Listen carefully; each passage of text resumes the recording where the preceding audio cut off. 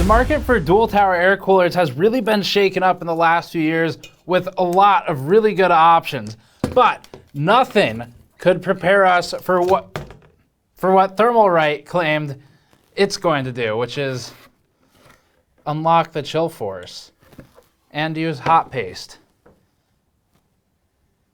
And they're all out of hot paste. Before that, this video is brought to you by Thermaltake and their new Series 500TG ARGB mid-tower case. The Thermaltake Series case is perforated all on the front panel and the power supply shroud, including perforations on the cable side of the case for further ventilation to the PSU and hard drive chamber of the case. A separate access door for hard drives makes the case easy to work with for 3.5-inch storage, or the door can be swapped out for a separate LCD panel kit that displays system information. Other features include a GPU support kit, vertical mounting, and a hinged glass panel. Learn more at the link in the description below. So today we're going to be looking at the $40 to $55 Thermalright Peerless Assassin 120. This is a dual tower cooler, as you can see right there. And this one, depending on where you buy it, which retailer, and which model, it is in the range of, as I said, $40 to $55. There's a couple different versions. There's the base model, which is what we're working with today. There's also a white version, which we have here. It's the same thing, except a different color. And then there's an ARGB version, which has ARGB. Big brain. That's why you come here, to learn stuff like ARGB means ARGB. So we're looking at the base model for the thermals, but they're all going to be about the same for the most part. These coolers are fairly affordable. They're in that really packed dual tower market right now. And the main competition for these is primarily, for the things we've looked at recently anyway, going to be the Deepcool AK620. This did extremely well in our testing. It was a good return to form for Deepcool, which the last time it was on our bench was a pretty terrible showing for the company. So they recovered really well with this. Or the AK400, which is the single tower cooler. Now Thermalright also has a competitor to this that we already reviewed. That's the Thermalright Assassin Spirit. And then finally in the sort of $50-ish range, there's the Scythe Fuma 2 that also, when we finally got around to reviewing this maybe 2 years ago, something like that, it did really well on our bench. So really cool and fun market to review right now. And that's why we're going to look at the Peerless Assassin today. So we'll start with physical sizing for the cooler. They have this really useful diagram on their website, and this is accurate. We double checked it against the actual cooler itself. So it's about 110 millimeters in this direction, but once you add a fan to it, because one of them goes on the outside of the cooler, that brings it up to about 135. The other direction here, 125 mil, and then height is 157. So for the average case, most of the mid-towers on the market, your max cooler height is in the range of 155 to 165 millimeters or so. And with the advent of the RTX 40 series, that has increased even further because now they have to fit cards that are huge. But this is right in the range where if you have a cheaper mid-tower, you're going to want to check for compatibility. It's right up against the threshold there where we normally see it fitting. For the hardware that's included, this is some of what you get. So they have mounting kits available for LGA 1700, AM4, AM5. And the main thing we actually care about here in all of our reviews is performance, which we're going to get to. So today we'll be looking at our standard cooler test bench, and we'll be testing it in heat loads up to 200 watts. So we use standardized heat loads with 68 watt, about 125 or so, and about 200. We'll also do pressure testing for this because this hardware, depending on what you mount it on, whenever you have these points on the sides where it's a 2-point mount to a 4-point or 4-pole post, you potentially end up with an almost off-canter pressure map where the pressure is heavier on one side than the other, or heavier on two sides in the instance of this design, which can be a downside. You need more paste to fill in those gaps, and hopefully the gaps aren't too big. So that's going to be something we're looking out for in the review once we get to the performance section. I'll let Mike talk about the actual installation a little later in the video and his thoughts on the quality of the mount and the installation process. He has a lot of opinions on how easy or difficult coolers are to install. But for the fans, it's pretty standard clip design. So they ship these, you get 4 of them, you mount the 2 fans they give you. And if you wanted to, for some reason, put buy another one if you lose one, or put a third fan on there everywhere online. So standard fan clips, it just clips to the front of the cooler just like that. Very typical. Now, with relation to mounting, this will best fit on like an AM4 CPU, AM5 CPU. You can throw it on Alder Lake. You might need to buy a mounting kit for like $9, unless they just send one to you if you warranty it or something. But anyway, keep that in mind if yours doesn't include all the kits you need. But the interesting thing is the heat pipes here actually bias to one side. So you notice that this pipe comes out farther this direction than the outermost pipe on this side. The reasoning for this is just clearance. So when you're mounting in this orientation in sort of a standard case layout, it allows you to offset a little bit away from the top to give you some clearance at the top of the case for additional fans or something like that. You probably don't need radiator clearance because you're using a cheaper air cooler, so it's an unlikely combination. But otherwise, you could, I guess, push it up that way. But basically, an intentional part of design to give some extra clearance. A little bit of extra thought never hurts with these things. I mean, it's attention to detail. And when you're talking about cheaper coolers, there's not really a ton of room to do unique things. So that's one of the things they decided to do. For the heat pipes, it's a 6-pipe design. This has become very standard at this price point. And more heat pipes is not necessarily more better. It doesn't normally work that way. But it can be at least an advantage. It depends. What they really need is maximum contact at the patch where the silicon is most commonly located.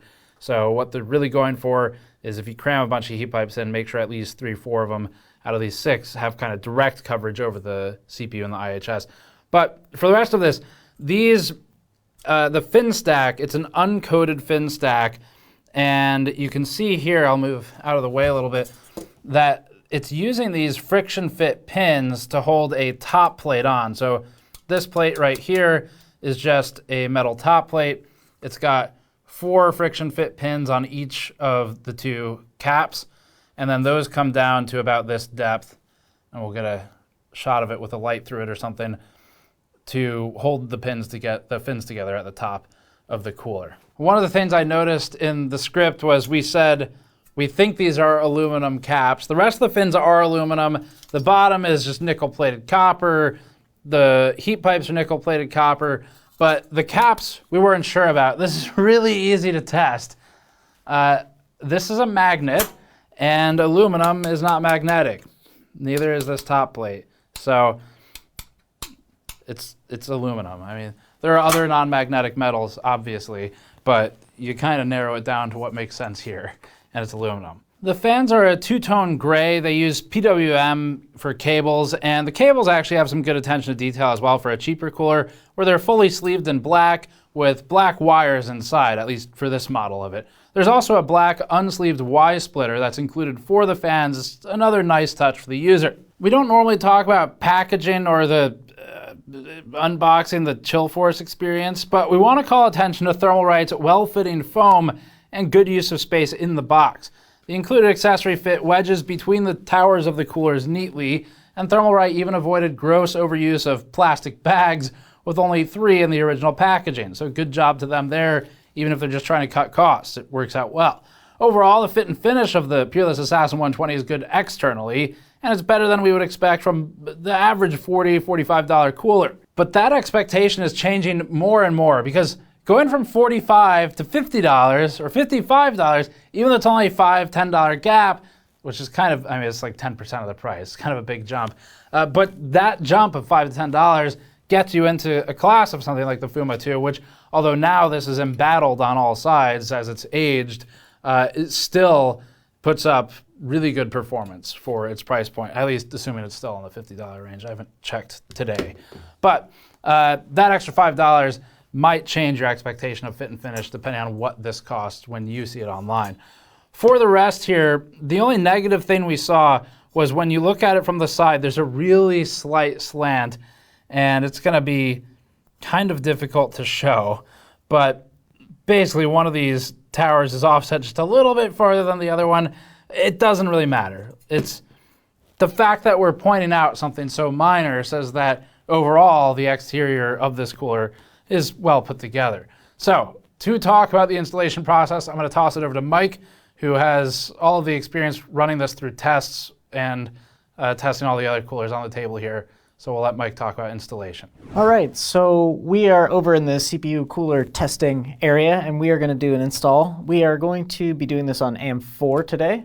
I've got my stuff laid out here already. We're going to go ahead and do the install, and then we'll talk about whatever critiques and criticisms we have about the cooler and its mechanical nature after I'm done with this. So the first step is putting these 4 standoffs over the stock AM4 backplate, which I already have. I taped it to the back of this motherboard for the demo, but assuming you doing this in a case, you know, it would be held in place by the case. So you put your standoffs into place, and then we're going to place our brackets down, and you can see Thermalright went ahead and labeled these, so it's very clear what they're for. These say AM4, and then the Intel parts are also very well labeled. So let's go ahead and walk these in. Next up is thermal paste. Get a little artistic with it. Oops. Don't judge me. Normally I'm a spreader kind of guy, but in a previous take, I tried to spread this thermal paste, which I don't normally use, and it doesn't spread very well. So today I'm an X and dots guy. All right, and then we're going to place the cooler down into position, and we're going to make sure to line up these female ends, these female nuts that are attached to the cooler itself with the male ends of the that are attached to the bracket. And then we're going to have to apply some downward pressure. I like to put my hand on the other side to counteract the pressure I'm putting on the one side of the bracket, or the one side of the cooler. And I'm going to get that one started, and then I'm going to maintain some pressure here. And then I've got to push this one down and compress the captive spring in order to get this started. And we're just going to alternate left and right here and tighten the cooler down. And that's tight. And that is nice and secure. Next up, of course, would be to install the fans. That's pretty standard. We're not going to do that here. It's just 2 fan clips and a standard 120 mil fan. You put one in the center and then one on the front intake. The Intel solution is very similar, so we're not going to go over that today. The only difference and thing I'd like to mention is the backplate they include is a metal backplate, which is pretty nice. This particular plate was before 12th gen was available, so it's not 1700 capable, but the plates they're shipping with now have mounting solutions for 1700 as well as 1150. The mounting solution here is really similar to a lot of the other coolers on the market, and that's a good thing. It's simple and it works, but I'd say if I had any criticism, it would be these captive springs requiring so much pressure to get them threaded onto the bracket.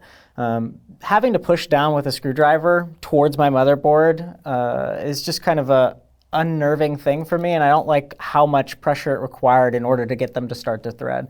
So that's probably my only criticism here. Beyond that, everything else works really well and has a nice fit and finish. But that wraps up the installation segment, so I'm going to throw it back to Steve.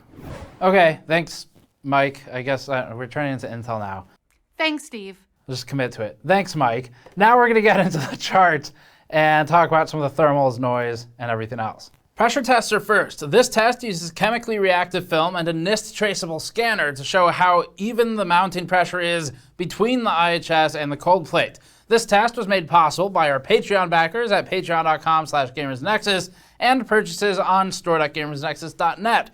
The test on the 3950X produced one of the best pressure maps we've seen yet, with full coverage of the center and gaps only forming along the perimeter. Paste will mostly help with that, and versus the others, the Arctic Liquid Freezer 2 does it better than this one, but this is on the better side for air coolers. The 3800X maintains consistent central pressure on the CPU, but was generally more lacking at the borders. And the second pass especially shows this, with sort of a horseshoe pattern around the right edge. In all of the pressure tests, we can also see an artifact of the mounting hardware trouble that Mike encountered during installation. The left and right edges correspond to the top and bottom of the motherboard when socketed in a standard orientation. And as you can see here, they have heavy contact from having to hold the cooler in place while compressing the springs on the mounting posts. Now, we work hard to avoid any further influence in testing data because we do this a lot, and there's certain methods we can employ to make sure it doesn't impact the overall result. However, this points to a potential issue for the end user who isn't taking all those controls, and mostly it's just the potential to have uneven thermal paste spread. Not the biggest deal, but as long as you put enough paste on there, you're fine. If you're on the lower side, though, it may spread unevenly. Ideally, Thermalright would redesign this mounting mechanism so that the spring and the nut can meet with the post without requiring compression first. Noctua and EK have both managed as much. Flatness of the Coldplate is next. We use special tools to measure in microns from a calibrated 0 point, and it helps us show the pits and valleys within the Coldplate design. The Peerless Assassin 120 is impressive here, with one of the flattest results we've seen, or at least on this truncated chart, the flattest result we have on it. It comes in just ahead of the Scythe Fuma 2 for this one, and it's far better than things like the Corsair A500, which is basically, at this point, just a really good tool for showing something poorly designed. The Peerless Assassin 120 has a very narrow range of results, meaning average flatness is incredibly consistent, and the deepest outlier measurement is shallower than most other coolers' average range. It doesn't get much better than this, and we believe this has a direct correlation with the thermal results that are up next. In this regard, the flatness will help to make up for places where the cooler might otherwise be facing more of a fight, like in just general size of the fin stack. We'll kick off the thermal testing with our 198 watt high heat test, similar to an overclocked AMD R9 CPU or a stock Intel i9 Alder Lake CPU. This first set of results is for 35 dBA noise normalized, so all coolers have equal noise levels. The Peerless Assassin 120 came in at 56.4 degrees Celsius over ambient, which ranks it tied for the top performing air coolers we've tested, within error and indistinguishable from the $65 Deepcool AK620. That has it 3.5 degrees cooler than the Scythe Fuma 2 at $66, forming a significant lead versus an otherwise highly efficient cooler. Liquid coolers outperform the Peerless Assassin 120, especially the $107 Arctic Liquid Freezer 2 280 at 3.5 degrees Celsius cooler. It's a noticeable difference, and the newer offset brackets would give you another 1 to 2 degrees on top of that with the liquid freezers, but it's also over 2 times the price. Still, you could run the Liquid Freezer 2 even quieter than the Peerless Assassin while getting the same thermals, so there's some benefit there depending on what type of user you are. Our next test shows all of the coolers with their fans at 100% speed. This allows coolers with more powerful fans to brute force their way higher in the chart, with the trade-off being higher noise levels. The Peerless Assassin 120 posted a CPU load temperature of 53.4 degrees Celsius over ambient, and that's at 42.5 dBA. That's a 3-degree improvement over the 35 dBA test. This is again within error of the top performing air coolers in our chart, such as the Deepcool AK620. So the cooler has headroom to ramp the fans for better cooling when necessary, but with more noise. This result even narrowly beats the massive and expensive Noctua NHD15 in thermals by 1.8 degrees Celsius and in noise by 1.6 dBA. So it's reducing the thermals and it's reducing the noise levels, hitting 2 fronts against the D15 and highlighting that the old guard coolers need to step up their game to remain competitive. There are other value adds in going with something like a Noctua cooler, namely support and accessories, but the value is fading with each year. You'd be better off spending that money on a liquid cooler instead at this point. Our next set of tests is at a lower 123 watt heat load, similar to an R7, likely future R5 CPUs in the 7000 series, and similar to the Intel i5 CPUs today. We're reducing the heat load now, so more coolers are in contention here. Here's the chart for the 35 dBA noise-normalized thermals. The Peerless Assassin 120 charted at 54.1 degrees Celsius over ambient, placing it barely at the top of the list of coolers, at least air coolers, that we've tested. The Arctic Freezer 34 Esports Duo, which is an air cooler, tested within margin of error, but cost roughly $12 more. Going just below the Peerless Assassin 120 in price, the popular $35 Vetru V5 came in at 8.4 degrees warmer. That's a huge difference for $6, and it'll affect things like CPU precision boost for frequency that you get out of the CPU. And finally, for the 100% fan version of the 123 watt test, the Peerless Assassin 120 came in at 52.1 degrees Celsius over ambient at 42.3 dBA. Making the same comparisons as the last chart, the Arctic Freezer 34 Esports Duo tested 1.9 degrees warmer at roughly the same noise level, and the Vetru V5 was 7 degrees warmer, also at the same noise level. Bottom line then, at $40, it's a pretty compelling value. It's actually one of the strongest air coolers we've tested anytime recently in terms of value positioning, and we're working on adding a lot more to the charts now that we've gotten away from the CPU and GPU onslaught. We can get back into coolers. So it looks good in that regard. As that price creeps up, because we were checking and where this is out of stock, like say on Amazon sometimes, the price, as it always does with third-party sellers, skyrockets. It'll jump to $55, it jumps to $80, $90. Do not buy this thing at $80+. It is a massive ripoff. It's not Thermalright ripping you off there. Probably not even Amazon or Newegg. It's likely a third-party seller through those services. But at $40, we think this is a good buy. It makes sense for a simple air-cooled setup where you don't want a lot of complications. You want kind of a smaller tower, but something that can still pick up the cooling required of, say, a 200-watt CPU. So that's where it does well. Once you get into the 50-plus category, there are some other coolers worth looking at, but really the ones that would be the most competitive are coolers we still need to run through the bench, so stay tuned for all of that. There's an even less expensive SE version of the cooler. We haven't tested that one though, so we can't confirm if it's identical to what we saw here. But overall, Thermalright's striking a great balance between price and performance. Just keep in mind that there's other factors at play like warranty and support. The only warranty information we were able to find was on the Amazon Q&A post by a company representative, which claims customers in the US market can receive a refund within 1 year by messaging the seller on Amazon. But there wasn't much other information, so Deepcool's all-out warranty, for example, is 3 years. And realistically, it's a giant piece of metal with a cheap fan attached to it, so the metal shouldn't go wrong. And if the fan does, it kind of sucks if it's out of warranty, but it's also a very cheap fix. So we won't rank that too hard. Also, we haven't tested their warranty service. Maybe an idea for the future. As a cooler, though, this thing, it's pretty standard, but it performs well, and the price at $40, $45 is pretty competitive. So let us know what coolers you want to see tested against this in the future now that we're back to running a bunch of coolers through the bench. And as always, go to store.gamersnexus.net or patreon.com/gamersnexus to support us directly. And thanks for watching. Check out our coolers playlist for more. We'll see you all next time.